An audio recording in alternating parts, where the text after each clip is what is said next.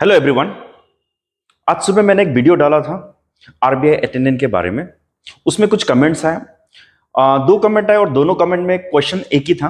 कुछ चीज जानने को आपको मन था। इसमें क्या है, नॉर्मलाइजेशन के बात किया है कुछ स्टूडेंट ने। ठीक है, अभी देखो मैं कमेंट को आपको दिखा रहा हूँ। ये कमेंट है, ठीक है, और ये भी एक कमेंट सोमालिया राय है और गंगाई कोंडा।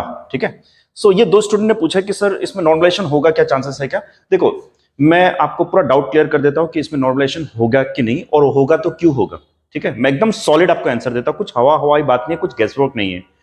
देखो एकदम सिंपल सा बात है। ठीक है, जो नोटिफिकेशन में होगा उसको हमें मानना होगा। ठीक है, जो नोटिफिकेशन में लिखा है वही बात कर रहा हूं मैं। ठीक है, लास्ट एग्जाम हुआ था 2021 में।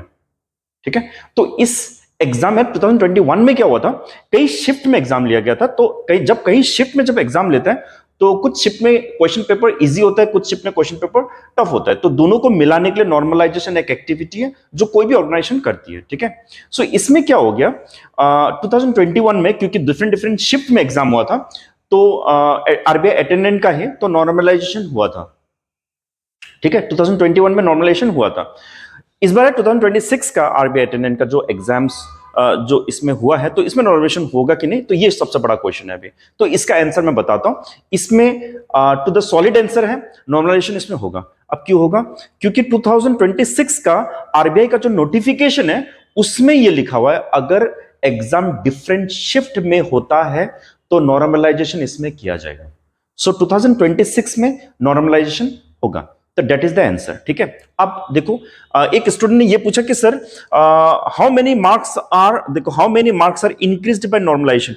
तो ये डिपेंड करता है, ठीक है, कि जब शिफ्ट का जो एग्जाम हुआ है कई शिफ्टों में, तो उसमें कोई शिफ्ट में अगर हार्ड होता है, टफ, और कोई शिफ्ट में अगर इजी होता है, तो कितना हार्ड और कितना इजी था, तो इसके ऊपर में बेस्ड होता है नॉर्मलाइजेशन का मार्क्स। ठीक है, सो अगर मैं अच्छी तरह से अगर इसको मैं एनालाइज करूं, जितने मैंने स्टूडेंट से बात किया, तो पेपर में बहुत ज्यादा फर्क नहीं था। हाँ, नॉर्मलाइजेशन होगा। ठीक है, तो अगर बहुत ज्यादा नॉर्मलाइजेशन होगा कि नहीं, कम नॉर्मलाइजेशन होगा कि नहीं, ये डिपेंड करता है। ठीक है, ये एग्जाम का ऊपर डिपेंड करता है, ये पर्टिकुलरली कोई ऑर्गेनाइजेशन के ऊपर में डिपेंड करता है कि कितना नॉर्मलाइजेशन होगा। ठीक है, सो इसमें इसके ऊपर तो हम लोग कुछ भी बहुत सॉलिड आंसर तो नहीं दे सकते। हाँ, नॉर्मलाइजेशन होगा, बहुत ज्यादा होगा कम होगा ये तो रिजल्ट निकलने के बाद ही पता चलेगा। आशा करता हूं कि मैंने आपका क्वेश्चन का मैंने आंसर दे दिया है। So wish you all the best, God bless you, success पाओ आप।